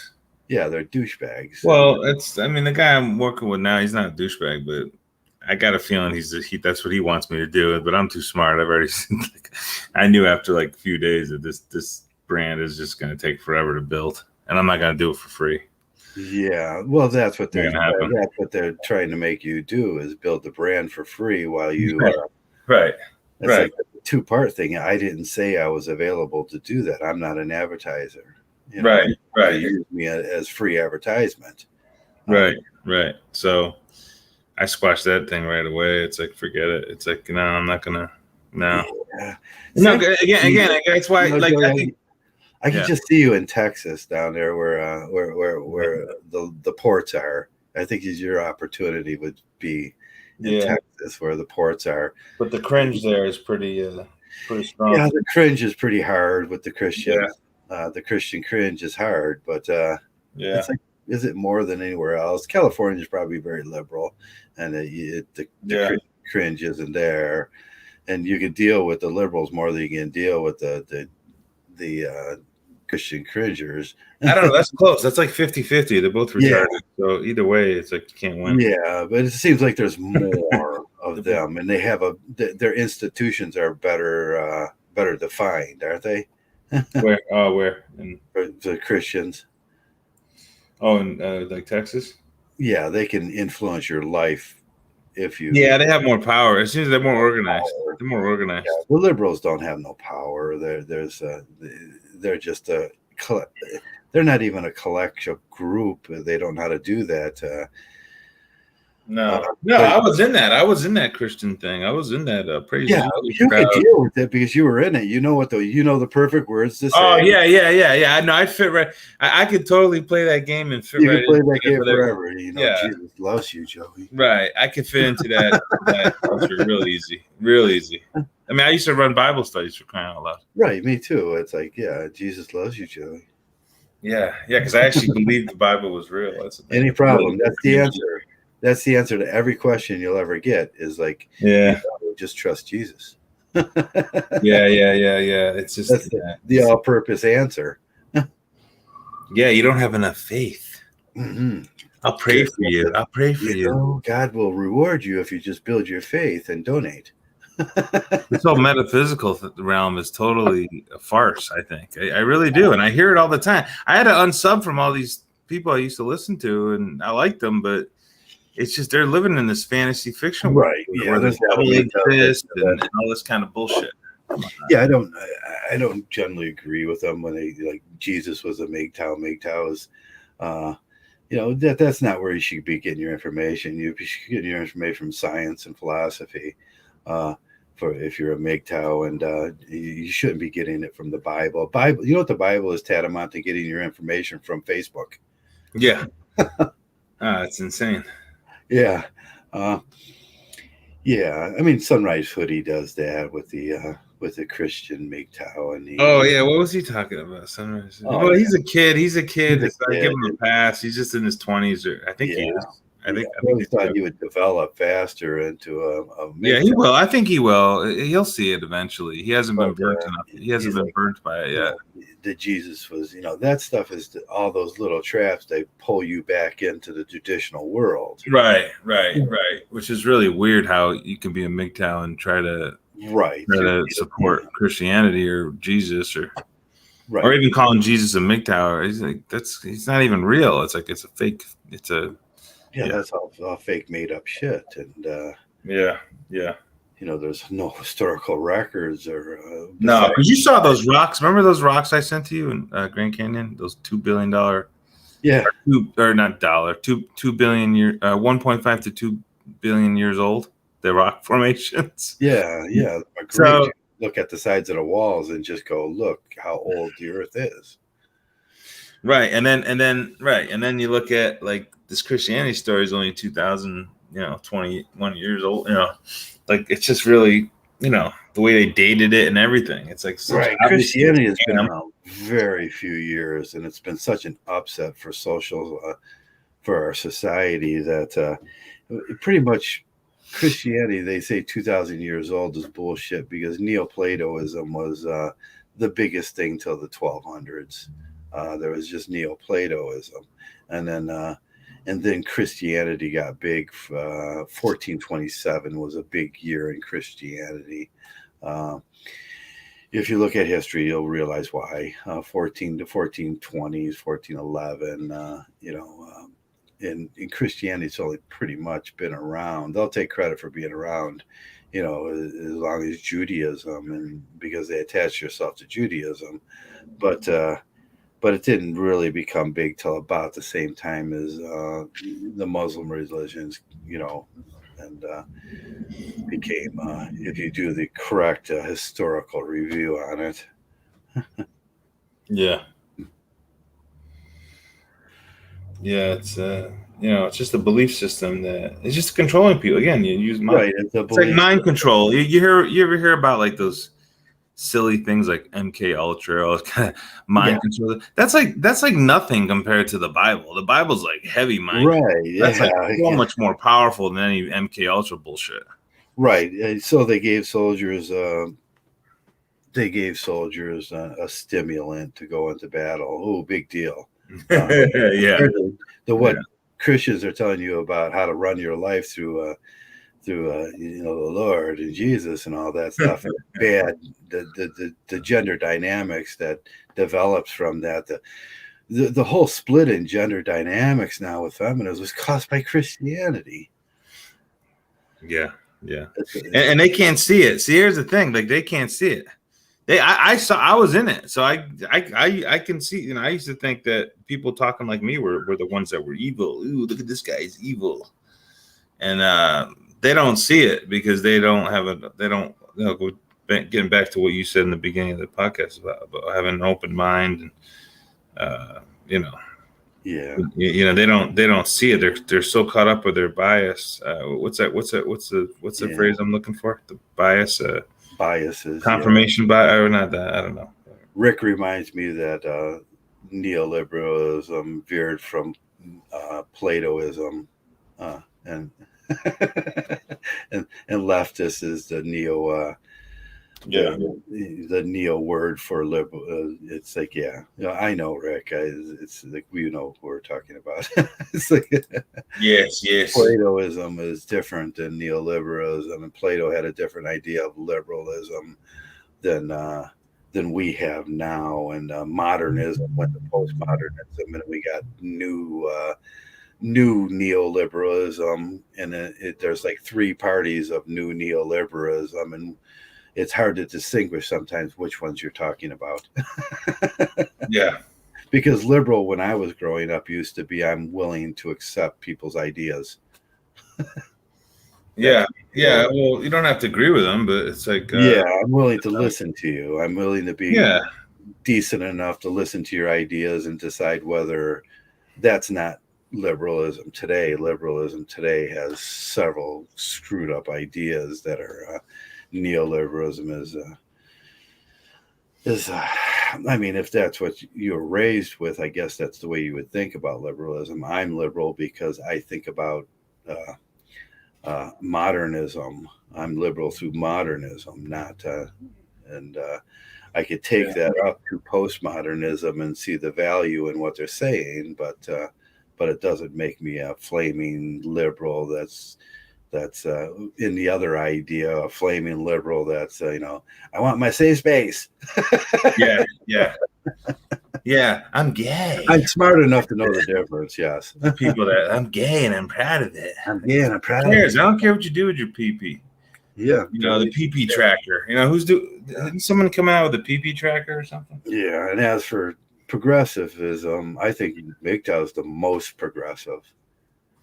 Oh, of course. We out progressed the progressives by a mile. It's not even By a cool. mile. Yeah, we went to truth, and we Right. just progressed them based on progressive truth, not on like feelings. Right. It's based on facts. We just go our own way. That's always the answer. Like, you don't know what to do. Let me scratch in your head here. I don't know what to do. What do I do? Oh, yeah. Okay. Oh, that's an option. I can go my own way. It's just when you get caught, like I said, getting caught up in those entanglements with you can always walk away. You don't have to return every phone call. You don't have to return every text message. Yeah. You don't have to return every email. Yeah, sometimes. You know what I'm saying? The only difference is obviously if you're getting paid to do it and that's your job. I mean, I wouldn't. Right. Yeah. I'm not. I would never want anyone to do the things that I've done until I've quit like 7-8 jobs, man, like good jobs, because that's my personality. I just, listen, if I see something I don't like, I'm probably a little too impulsive in that regard, but I'm good at saving money and I have a lot of options. So it's like, well, I'll do what I want, so I wouldn't recommend that for other people because quite frankly, I don't think they're as confident. They're not as confident. So I can't recommend that to other people. Because my specialty seems to be men's rights advocacy, and I don't get paid for it.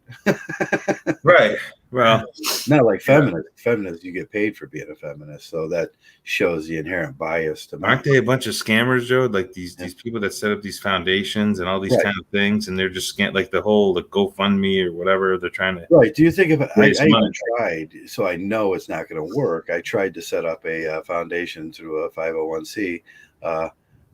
C through a nonprofit for Mgtow, and they wouldn't accept it. Yeah, it's like, ooh, you can't do that. And I said, well, feminism does it. Right. That's crazy. That's insane. Yeah, I find that absolutely insane. That's a barrier to my advancement. So the government, the Mgtow thing it's crazy. The government has actually biased against the male gender when they did that to me. They owe me millions of dollars because in a just society, I'd be able to sue them. Right. But the judges it's really the judges would be like, oh, come on, you're saying you're making the girls unhappy. Right, making the girls unhappy. And it's just crazy, man. That's why I think the smarter people are the ones that are really living in the rural areas. And I really think they're the ones they're like way ahead. they're way ahead, because when you live in a city, there's just too many women around that are just screwing everything up, and they're just, you have to interact with them, and they're so cringy to me. They're really cringy. Yeah, I have that nonprofit set up. If everybody wants to do it someday, I have a Mgtow nonprofit set up for tax-free privileges, and but it's not going to go nowhere because I can't get funding. Yeah. Well, that could change someday. I mean, yeah, they won't include me in their funding. Yeah, because look how much help you're giving men, like with the knowledge. Like they don't have this knowledge about pheromones or oxytocin and right. And at that time, I was running the transitional house for men to come through after bad divorces and everything, and I did a lot of work. That cost me a whole lot of money that I could have used for my retirement. But I thought it would catch on, but I didn't realize that the government is gender biased. Yeah, of course. At that point, I thought they would be equally fair and justice, but they're not. They're very gender biased. They discriminated against me. Yep. Yeah, it's insane. It's insane, and happens all the time. And it's all we can do is walk away. Like, what are you going to do? Well, walk away. That's all. Yeah, like you said, I could get a lawyer and fight that, but how do you think that would go in courts? Yeah, it's not going to go. Yeah, you're not going to. I mean, they do it with like the homeless situation too. Don't you have to have all these permits and shit? And I don't know. How does that work with homeless people? Like, if I wanted to open a homeless shelter. Oh yeah, if you wanted to open, well, yeah, that's the what's the guy that committed suicide? I can't remember his name. Angry Harry. No, not Angry Harry. The guy up in Canada. Yeah, that's very difficult to do. I know a lot about that kind of business, and unless you attach it to mental health or drug addiction, which is saying that I'm only going to take transitioning males from out of divorce to males that are coming out of divorce, but they have to have drug addictions, and then we consider them as less. You can't have like regular guys that are wounded coming out of the self-serving divorce courts, and just need a little help to get them back on their feet. Because they don't want to give that help. They want them always to keep them down, and that's the gender bias in that. By denying me, they deny them the opportunities to re-enter society. Yeah. There's a lot of it goes on everything I look at, even with the when you start looking at, okay, after the divorce, a female will get she goes on the welfare program and she gets college and everything. The same male that's in the same position with the same organization won't get college offered to him. Mm-hmm. It's like, oh, you got to man up and just get 2 jobs. It's like, oh man, it's so gender biased that's what Earl Silverman was his name. I could see the problems because we did the same work at the same time. Me and Earl Silverman, I was trying to start this house here with and I had clients and there was guys coming through and everything. But it was costing me $32,000 a year to $36,000 a year, and I couldn't get funding. And I understand why he hung himself, because at the end he was like burdened with all these tax obligations that and if you don't get your 401k 501c, if the Canadian government doesn't give you that, then you're burdened with those tax obligations, and you're just screwed. Yeah. Oh, he probably took it a little too far there.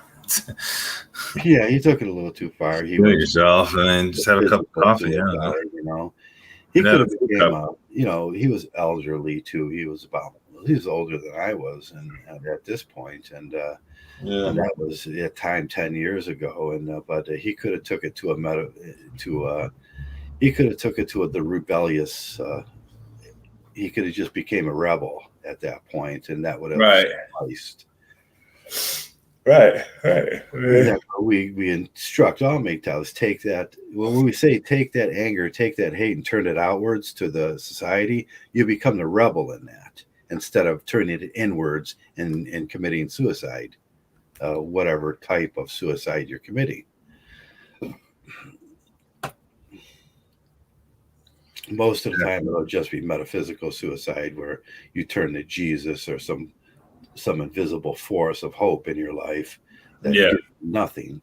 I mean, you could do, there's several different kinds of suicide there, up to the physical suicide, which is absurd. Yeah, metaphysical suicide, right. You're submitting. I gave my life to my Lord and Savior Jesus Christ. Yeah. Well, that's what they want you to turn to, because that costs nothing. Right. It's like giving your life. Like Jesus is code for the state. Duh. Yeah, that's code for the state. They don't have to. Okay, you have to be a good person and suffer and double down on whatever you're doing and work harder. Right. I gave my life to my Lord and Savior, the state. Yeah. Yeah, and that's just the state saying you didn't work hard enough for the authoritarian Jesus. You failed him. Right. Yeah. So we can see how that plays out in the nonprofit situation. And I know a lot about the nonprofit. I can write you a grant and anytime you want, but I don't think that we'll get granted. Or we won't have no grantors. Yeah. And it's frustrating. I went through that whole thing where I was just totally frustrated. It was actually a female that taught me how to do it. And I started looking into it. And I was like, oh, this is a good option for me with my education and everything. I could be the A1 administrator and do this. And that would be good for my life. It would be good for my soul. It would be good for everything. But the inherent bias within those things is set, and they're barriers that are impossible to transcend. And it's just gender bias. They owe me, I would say, what was the last settlement for gender bias in corporations? I don't know. Against the government, probably 20. Yeah, I'll just take 20 million. You cost me like a lot of money. And then it's in this certain states, it's 100 times what you cost me. Yeah. Anywhere from 1 to 100, wherever that falls, and what the severity of the grievance was. It's all about Jesus. It's hear those songs like all these CDs. I used to listen to these Christian CDs. I can't believe what a simp I was. Like I'm listening to these Bubble Boy, happy. Michael, what's his name? Michael Lewis. What's the guy's name? I don't know. Yeah, that was the happy joy butt that he got on. What's his name? I forget his name. He says, "But I'm an atheist," and they throw him out. Yeah, Amy Grant was another one. She was a popular Christian. So she got divorced or something. Like makes you scratch your head. Why is she getting a divorce? Like, I thought you were a Christian. They're so like. Jake Callahan, yeah. Do what? I think Luigi answered your question. Bubble Boy, funny. Yeah, Jake Bubble Callahan. Boy, funny movie. Did Jesus call it? Yeah. Yeah, that's one I use for the reference to in-group preference. As soon as they found out that he didn't share their same morality and in-group preference, his loyalty, they threw him out of that fucking bus. Yeah. Oh my gosh, it's so weird. Well, like people just assume I'm Catholic when they hear my and then my name, right? They just assume you're Catholic. I just go, yeah. I just agree with them. I'm like, yeah. I'm just not going to get into it with them. Oh, you could just say, because you're not lying. I was born and raised, Catholic. Yeah, I could just say that. It's like, yeah, because you were, but you don't say that. Like now, I'm an atheist. Right, I don't. Yeah. Yeah, just accept that I'm a born and raised. I mean, I don't think there's not this moral, this metaphysical. It's just, I mean, I don't know what the creative force comes from. Nobody knows. Everyone speculates. You really don't know. Yeah. Nobody knows. I don't know. Where's the creative force come from? Yeah, there is some type of creative force. There has to. Obviously, there is. I mean, where do we come from, right? But there's not this God that sends Right. people to It's just heaven or hell, all this, or sits at a throne and all this kind of stuff. It's just so stupid. yeah, it's evolutionary electrical energy just trying to survive. Right. It's not yeah, that makes sense. And then, yeah, there's not like this God that sits on a throne and's gonna take out a book and everything that you've done is recorded. How sick is that? Like everything you've done is recorded in this book. Yes, in the book. Your name's not in the book of life. You're going to hell. Yeah. Yeah, if you make the girls unhappy, you're going to go to rape. Yeah, make the girls unhappy. Oh my god, it's so insane, isn't it? It's like, what an insane world. It really is insane. I mean, the more you really look at it from a open mind and clear, like you said, like the alien. You look at it from the perspective and with an open mind, and you take the original position on that. Take a position of ignorance, like you don't know anything, and then look at it. You're going, "Wow, this shit's crazy." Yeah. I'm gonna take a short comfort break. Okay. Yeah. I've been drinking a lot of water. I started them pills, like, and then I started the full dose yesterday. And it's like, wow, that shit really fucks my stomach up. Yeah. I'll take a short break. Yes. Let's see what's going on in the chat, Shining. What do we have in the chat? Let's see who's going to qualify for the breakfast special. Luigi says, we don't even know for sure that there couldn't be two stories both true at the same time, i.e., what if both the evolution and creation are both correct? What if the truth is something rendered like, what if each human exists rendered independently in time of one another? Yeah. Who knows? Hetty Lukey in the house. An OG Mgtow from way back. Misfit says, nobody knows. No one knows where we come from. That's the big debate. The same people who poo-poo God will then talk about aliens flying around. I know evolution isn't true, though. Yeah, who knows, right? It's like, who knows? I mean, there's heaven. This whole idea of heaven and hell is ridiculous, I think. So, I don't know. We always talk about like where, when you were born, before you were born, you didn't really consider where you came from. So when you die, you really don't consider where you're going to go. I think it's just kind of no point of even stressing out over death or worrying about it. Just kind of live your life the way it suits you best. Hopefully I think that should be a low stress life. Live with the least amount of stress as possible and just be at peace. If you're at that point, like I always say, like if you're getting a good night's rest, you're probably living a really good life. You're probably doing some really good things. And that doesn't mean being lazy. That just means you're taking care of yourself and,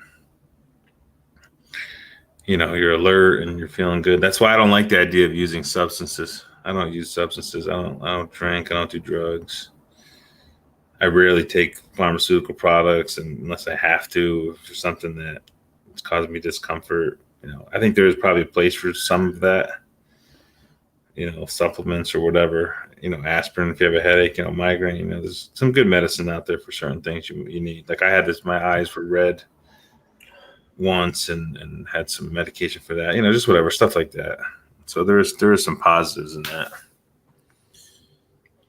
But anyway, no, I was just talking about if you have a good night's rest, Joe, like that's a sign you're probably living a good life, Yeah, good night's rest is probably the most important thing you're going to do if you sleep through and go into REM and come out of it slowly and do that whole thing through probably an 8-hour period.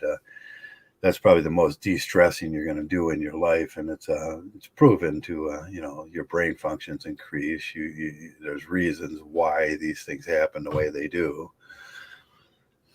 Yeah, that's why you get the sugar in me.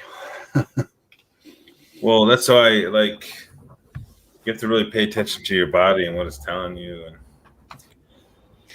like I took this sales job on, and it's like traffic, parking. I'm like, yep, I probably made another mistake here, moving back to the bigger city, and that's okay. It's I'm allowed to make mistakes. It's okay.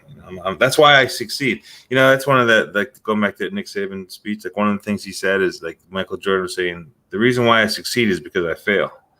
That's why I'm able to succeed. Is because I make mistakes and I learn from them, and then that's why I'm successful. That's why I've been successful in my life, is I've always taken a lot of risks, and I failed a lot. I failed at a lot of things, but at the end of the day, I'm just relentless, and I just keep going and going and going, and eventually, and then the work ethic shines through always. Right, tenaciousness is sometimes a replacement for other things. You just be tenacious through that thing. Yeah, but the stress that I'm feeling of living back in Southern California is just the cold. I don't know if it's the people, the traffic, it's just the way people act out here in terms of, like, they'll step. Like, I was telling, I think I was talking to RP or somebody yesterday. Like they'll run somebody over and be like, "Go," they keep going. It's like they don't. You know what I mean? They're just. They'll step on like, you see like a homeless person in the street, like they'll just step right over them, like they're not even there and not even consider helping them out or anything. Right. Yeah. We knew the economics is changing in America, and the old economics was greed is good and that stuff. I can't remember what they call it off. It's fading away, and we've seen what it gave us. You got the 2%ers, and then you got poor people now. And that doesn't do no good and then we got homeless people at a phenomenal rate, and there's a new economics coming on, and it's more about altruism, and you make more money, you're going to make your amount of money if you're an altruistic person, and take care of it, because it's going to pay off dividends. It's the same thing as my theory on just be nice, and people respect you more, and there's going to be benefits come back to you on that. Just be nice and communalism and stuff like that. But old economic ideas of greed good is fading away. Well, we ended up with a couple hundred thousand people that are billionaires in America, but that doesn't do the rest of us any good at all. Yeah, like I said, like, the rich people are just looking for ways to get more money and more resources. Like, they're not really looking to contribute to society. They don't. Right. Yeah, no, they don't contribute to society, and we do know that that contribution they do to society, like pay a good wage, and your employees will do more work. They'll stay in your company. You won't have to retrain them. Them things are invaluable. And if you have like 6-7 employees that trust you and on a line that produces $30,000 a day, you're going to continue producing that. If you're constantly turning over employees, that might go down to $17,000, and then you're working with shortages because you're going to have empty chairs. And right now they're going through that, and the idiot businessmen can't figure out why they have empty chairs right now. It's like, you screwed us all so much that we're sick of it. Mm-hmm. And it's like that's what the for the idiots, and I don't know if there's nobody. It's probably no one around here that doesn't understand what the New Deal was about. It's like, okay, we'll come to an agreement, and they violated the agreement. They're back to being the robber barons. Mm-hmm. Yeah, it's all about altruism, and you have to live in this community, but the community is the same people that gives you the right to make that kind of money. And if you discontinue growing that and feeding into the community, there's no reason to have you around. we can think about that, and that goes down to Rawls' second rule about there are people, as long as it works out, Rawls's justice is probably one of the most perfect justices I see, but they answer that question too. And but you have to, get away from that that old economics. Mm-hmm. Yeah, it's all designed to help the rich. That's what they own the politicians, they own the corporations, they own pretty much everything. Right. They're running it. Yeah, that's who wins the election. Who wins the election? The one that's got more power and more money. It's really simple. More power and more money, more ability to advertise. Yeah, we are a hybrid slave race now. And Yeah, of course. The slaves are becoming discontent, and we know what happens when the slaves become discontent. Spartacus. Yeah. Whatever happened with him? Did he end up winning? I remember that movie vaguely, but Yeah. Well, he won, but he lost. He lost his life, but he won in the long run. He beat a new idea had a new idea had blossomed, and you can't kill an idea. That's like Mgtow. It's like for people that think Mgtow is just going to go away. No, a new idea has blossomed, and it's out of the box. It's out of Pandora's box, and you can't kill it now. Yeah.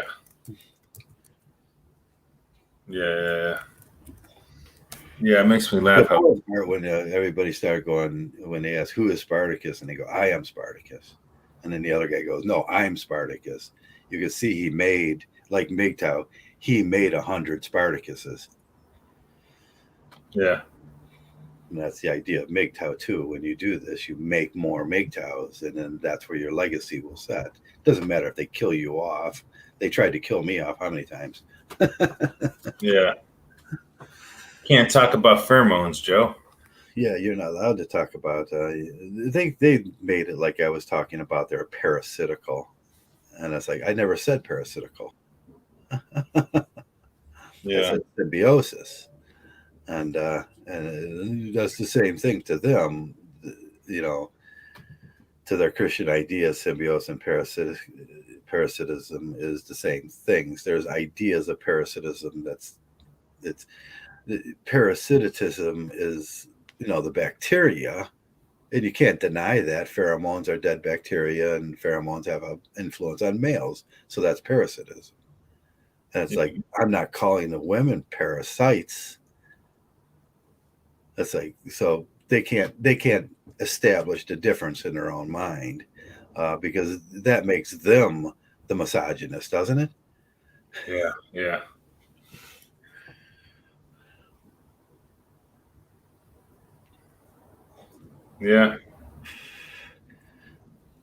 Now they can't deal with the idea of aggressive mimicry and parasitism. It's like, so if you don't know the difference, if you never took that course, then screw you. I'm not going to sit there and argue forever with them, because they're stupid. Ignorant people, they often blame you for their ignorance. It's like if they don't know something, they say you're wrong because you do know something. That can't possibly be true. Yeah. Forrest is in the house. Yeah, I've seen Forrest before, and there's a lot of Jameses in, Make That Misfit, Forrest, Hetty, and just regular crew that we usually have around, and Jim. Yeah, that's good. It's a good chat going today. Got some smart people in there. Yeah, they do a good job in the chat, and they don't have to be monitored. And no, once you got Claire shows up, and then she's like knives and shit, and demanding $7.99 for breakfast. The price is profits. She's throwing knives and profits. Like those wings I got yesterday, $42 bill. I mean, I gave her a $10 tip, so it's like came out to $52 for just. That's like get the 22 wings. 15 wings. I got 15 wings. You got 15 wings. 6 mozzarella sticks and like a side order of fries, $42. I'm like, I don't know what happened. I guess I became if I were to say one meal where I got the worst value for my money, it was probably that. It was yesterday. Yeah, you should check on that because that doesn't seem right. I know the. No, it was right. No, $22.99 for 15 wings. 15 in Pasadena. wings? Yeah, in Pasadena. Every area is different because Southern California is so expensive. Mozzarella sticks were $10.99 for 6 mozzarella sticks, and then $4.99 for the French fries. So you add that up. So it's what, 23 and 11 is what? It's 34, and then five for the fries is that's about 9 right. taxes, Yeah. $3. Yeah. So me and my friend, we get the 22 rings, and then we get the big order of fries, and then but you got to go on Tuesdays. I think Tuesdays is for the traditional wings or 2 for 1, and then and then you go on Thursday. I think they have bone. They have specials during the 2 for 1. I think Thursday is boneless 2 for 1. I don't even know. Yeah. No, I usually go to Quaker State and Lube. Okay. I haven't been to that one. You haven't been to a Quaker State and Lube? They got really good wings, and they got good deals on them and everything. I know Quaker State Oil. Is that the same company? No, it's Quaker State and Lube. Quaker Steak. Steak. Yeah. Why would they call it? Why would they? It looks like the same. They use you know what they use, the old automobile parts as their decorations. Oh, okay. And the old Mobil Oil parts and stuff like that. Okay. You can see the Mobil Oil signs and the Quaker State signs and the Quaker State Oil, which is defunct now, so they can use it. So they use that as their. You look around and there's some pretty. They got like motorcycles hanging from the ceiling, and it's cars hanging from the ceiling. They have cars and they're hanging from the ceiling. It's pretty cool. Yeah. Yeah, I've seen some of those. I got to go to that, and it's really enjoyable. They have a buffet too, a wing buffet where you can just eat all the wings you want and have a salad. Oh, really? Oh, no shit. And the beverages in the buffet, and you get ice cream and whatever you want. I can't remember. That's a lunch buffet. They have a really great lunch buffet. Yeah, I see it right here. I see the map. Pennsylvania. Well, they're in Pennsylvania, Ohio. Yeah. They started in Pennsylvania, Ohio. We got a couple here in Cleveland now, and I got one within pedaling distance from me. Within a comfortable pedaling distance, I can go to Quaker State and Lube, or I go to Frank and Ellie's, which is a hometown sort of wing place. It's like that's in a comfortable, for wings. The other one is the other ones are kind of far for me to pedal back with a full stomach. Yeah, definitely. Yeah. And I always have to pedal out of my town to get something. Oh, okay. Yeah. You got the motor though, right?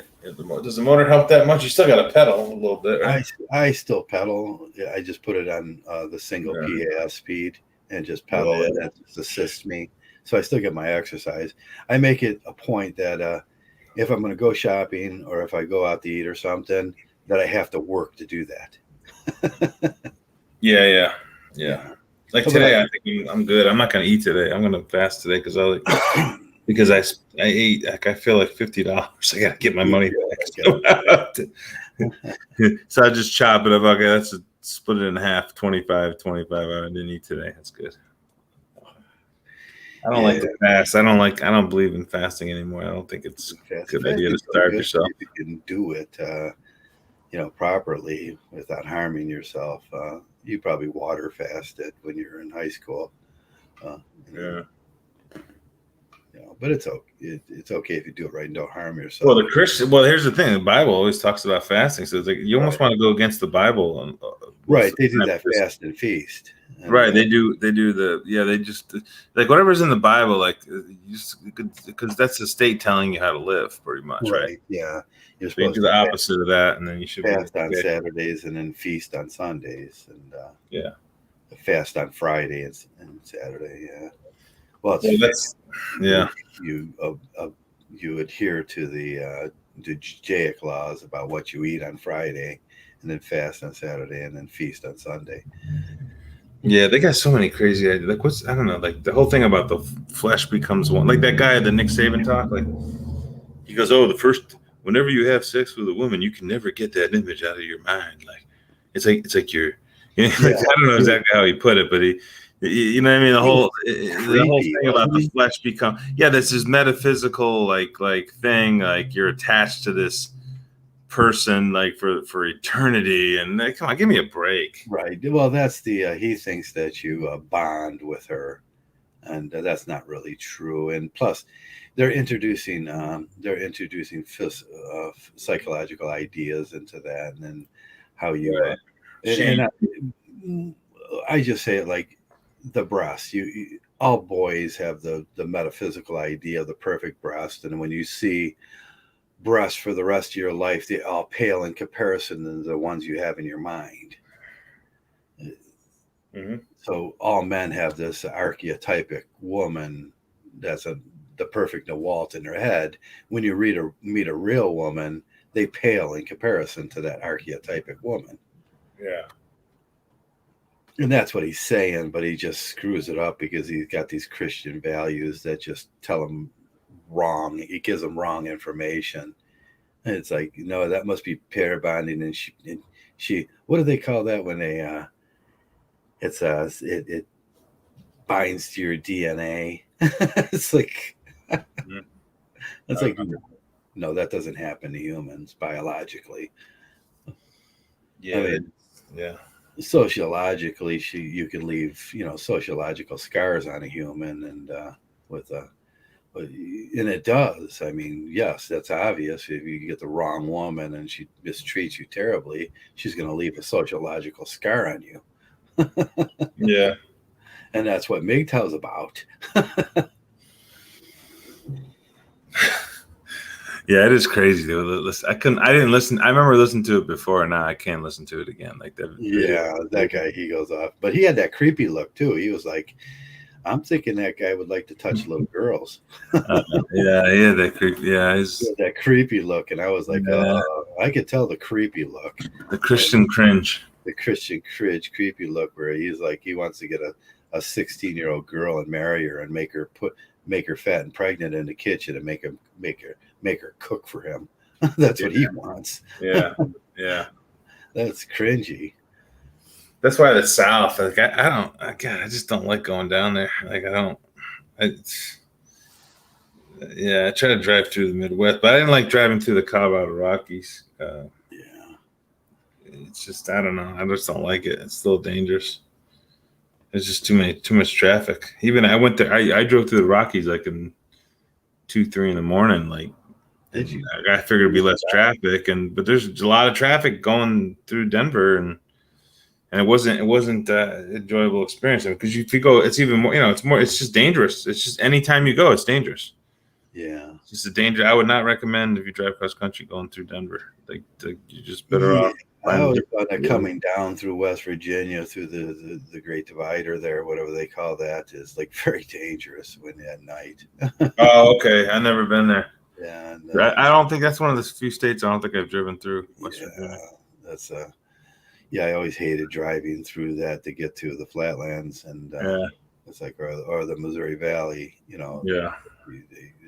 the Mississippi Valley. Once you get past that, you get into like the St. Louis and Kansas and that stuff. But I That's found, a rough city, huh? St. Louis. Holy man. oh yeah, St. Louis is Yeah, it's a rough city. That's a uh, rough city. Yeah, for sure. yeah, they got some problems to deal with, and they're Yeah, a lot of race problems, all that kind of stuff. outrage problems, and social economic problems. Baltimore too. Like there's certain cities Baltimore, that stick out to me over my life, like Baltimore, St. Louis.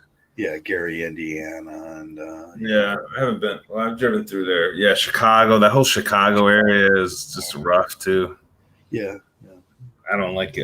Yeah, I don't. I'm not a fan. No, not a big fan of. We come from the north too, and you come from Syracuse, and I come from Cleveland, and it's just I love it. I love Syracuse. It's such it's a good just city. different, and and the way people act, the way people talk, the educational opportunities, and are just It's not a transient city. That's the thing about Syracuse. no, yeah, The people are there because, well, I wouldn't say that they're stuck there, but they have family there. They have right, pride in their city. They're very normal. They're very normal in Syracuse. Like yeah, they're they're very normal, smart. Even the people in the ghetto in Syracuse are very smart. Like even yeah. though they're living in poverty, a lot of them, they're still very sharp. Right, you can tell the idea Yeah. of the educational system has transposed into the general population too, because That's right. That's right. They're very yeah. yeah, It's as just different. as the amount of educated people went up, it brought the bottom up too. Yeah, because when I'm like in Vegas, like I mean, and I think LA too, because there's so many opportunities. You can be a total dummy and still make money. Yeah, yeah, you could be a total dumbass. So it's like Yeah, that waitress that I met the other day. She was going to Case Western and thought that she was stupid. yeah, and that's crazy. That's one of That's the best schools. crazy. That's I probably was the like, best school in Cleveland, Ohio, or one of the best, maybe the best. yeah, I was Maybe like, the best school in Ohio well, overall, yeah, comprehensive. yeah. There's some great schools around here, but if you're going to Case Western, you are far from stupid. Right, right, right. And then yeah, there is a difference. I think I found my sweet spot right there in Central New York because I think it's I was born and raised there, so it's like I don't want to dox myself, but anyway, the thing is, it's just a sweet spot for me. It's like a real peaceful place. You know what I mean? And so, like Vegas is nice, but it's just the culture there is just so, yeah, too transient. It's too transient. That's the thing. Yeah, too transient. Yeah. It's nice though. The sun is good. I like the sun. So you know what? I was just telling. I was talking to I don't know. I think Jeff yesterday. So like the value of living on the West Coast goes way up when it's like November to April, but April to November, no, Yeah. there's no value. It's like, well, because the weather's good everywhere. Yeah, it's well there it's too hot and it's too dry, it's too hot. You have a water Right. shortage, and so the same thing they say about like our area, Cleveland in the north. You have to deal with the winter, but you get the same thing in California too because it's too hot, it's too dry. You have a water shortage, there's electricity shortages and stuff. Life isn't the same, and it's the same idea. In the winter, you go out there, you're dead. If in the summer in California, you stay out there too long and you're dead. Yeah. You'll dehydrate, and in the desert areas from the Mojave up to I wouldn't go down towards like what is that? The Great Salt Lake there Death Valley. in California. What's that city? Oh, Salt Lake City. What do you mean? No, the Salt Lake. Moab Desert or something. Or? Yeah, it's outside of the Moab, and Oh, uh, I can't remember the name in of the New lake. York, California. California, yeah. Mojave Desert. No, it's a lake. It's a salt lake. Oh, okay. Oh, I don't know. John will know. Yeah. What's his name? One of my favorite guys did a movie about it too. John. So California. Yeah, it's in California. Who is the producer of a Babyface? Yes. John. Not Lake Havasu. What's that? Not Lake Havasu.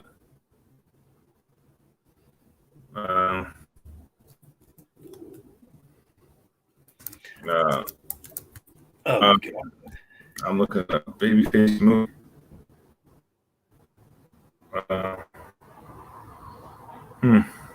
Movies Babyface? You talking about the 1933 movie? No, the one with not John Amendola. Maybe it's not John too. I can't remember his name. With the new one in the 80s or 90s, it was. Oh, okay. I don't know. It had the stripper in there. The good-looking stripper. I should know it. No, I was kidding. Edgar Wright. I see Edgar Wright. No, not the old one. Baby Driver. That's Baby Driver. Yeah. It is nice though. The Southwest is nice. I mean, but it's just it doesn't like it. Like, it's nicer when it's cool. When it's not like the best time is October. Best time to go to Vegas is October, because the weather's like perfect. Like right around October, it's like, and then April's good too. I remember those months being really, really good. Like March, April. Those are. Oh, Crybaby is the movie. Yeah, 19. Crybaby. Baltimore. Alameda. He's talking about Alameda. Yeah. Yeah, it was. 1990 film, Crybaby. Yeah, great. Oh, Johnny Depp. Yeah, with Johnny Depp. It was Is that a good John movie? Waters. I Yeah, never saw John it. Waters. Oh, John Waters. Yeah, he's one of my favorite producers. Is But that a good movie? he's creepy. Yeah, but Ah, yeah, he's got that creepy pencil mustache or whatever. yeah. Let me see the movie that I was thinking about. Not he does Hairspray and Jackass #2, and Yeah. but he does a movie about that lake I was thinking about. Oh, John Waters is? Yeah, John Waters does. Yeah, what's up with that guy? What is he, a director or what is he? Yeah, he did Mr. Pickle. Mr. Pickles? Yeah, Mr. Pickles. That was John Waters? Yeah, that was John Waters. Yeah. Really? Oh, okay. Oh, the Salton Sea, Plague and Pleasure in the Salton Sea. That's what it was, the Salton Sea. Mr. Pickles. Are you sure that was John Waters? Oh, okay. Yeah, he was in TV. Yeah, he did Mr. Pickles. Yeah. That's JK's favorite. Is that JJK's favorite, really? Mama Name Me Sheriff, and then Mama Name Me Sheriff. Yeah, I don't know if it was the idea or he wrote it or what happened there, but yeah, he was responsible for Mr. Pickles. Yeah. Yeah, the Salton Sea. What I was thinking about. Oh, okay, Salton Sea. Okay. Yeah. Yeah. Yeah. No, there's a lot. It's interesting. Like, there's a lot of good. Like, I think for me, the plan would be to 6 months, do 6 months in New York and then 6 months in Nevada. Yeah, I got to figure it out though. I got to figure out how to do it because now I lost that house. Yeah, you're gonna need a new Jag too. Yeah, the Jag's so I ran the Jag. Like I was getting fast food one night and what do you call it, Taco Bell or not Taco Bell, El Pollo Loco. And so the drive-through, they got those little drive-throughs, and they have like it's like what do you call it? It's like a confined area, like it's got like borders, cement borders. So I didn't see the cement border, and I ran the car over. So I know I did something to, I don't know if it's the axle or something's making a little noise, and but I drove it like another 400 or 500 miles, so I think it should be okay, but. Okay, I should probably get it checked, but it started to make like a squeaky noise. I'm like, oh. Yeah, you might have damaged your differentials or something. And that's probably dangerous to be driving with that, maybe. No. Yeah, they'll come off, and then they'll be like, I've seen them come off, and really, your drive chain's just laying there on the ground, and there's nothing you could do. Yeah, I should probably get that checked. Huh? Shit. Yeah. Anyway, but I hear a squeaky. It's not that bad though, but it's still. Anyway, yeah, you're right. I probably need a new Jag, or I'll probably get a Lexus this time. Yeah, Lexus are nice. Yeah, it'd be better because Toyota. It's the but you can't just look at the engine. There's other stuff you got to look at. But the Toyota engine's really good. Yeah, you can get one with like some mileage on it and still drive it up to 250, 300,000 miles. Yeah. So you think that might be a differential? Yeah. So I hit that border, cement border. Yeah. And it was too late. I was in the point of no return. I didn't see it. It was dark. So I had to go with it. Yeah. What are you gonna do? Go put it in reverse? And it's stupid. What are you gonna go? Yeah. Well, we're coming up on 2 hours, and I have to really take a eat and comfort break because I'm starting to get a headache. Yeah. And you want to close it out with anything?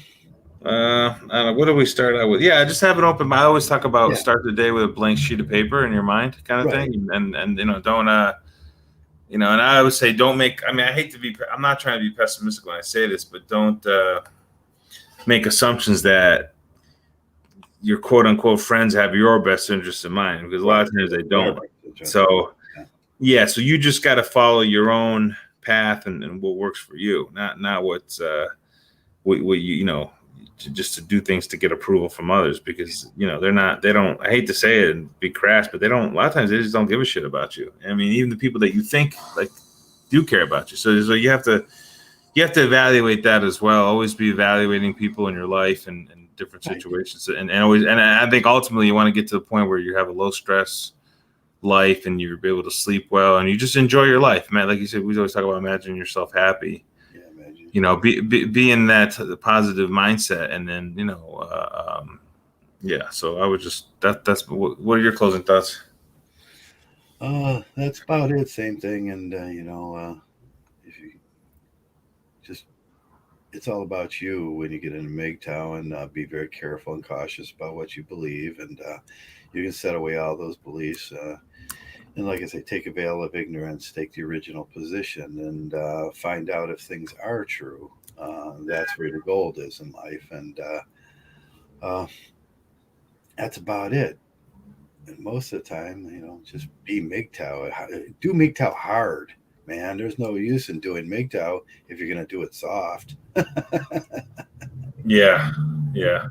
You got to do your Mgtow hard, and it'll pay benefits, I swear.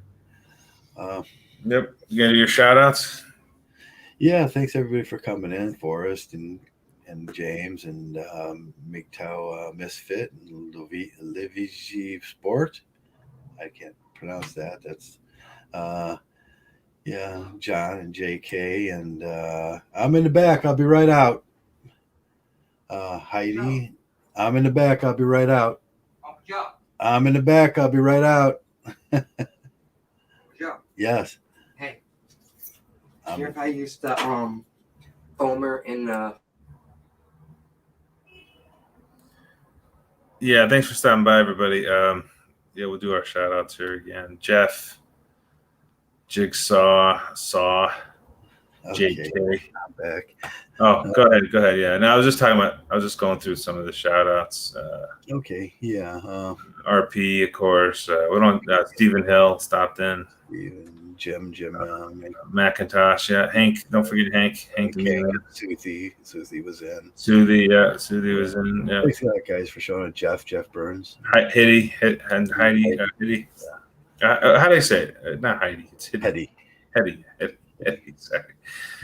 Hetty, Luigi, Jim Mgtow. Yeah, I think we got everybody right, or no? Yeah. Forrest. Okay. Yeah. Thanks a lot, everybody, for showing up. I'm being summoned, and I have to go do some stuff. And yeah, cool. All right, thanks, Joe. Appreciate the podcast. Okay, you guys take care, and thanks a lot for showing up, and thanks a lot for being Mgtows. Mgtow.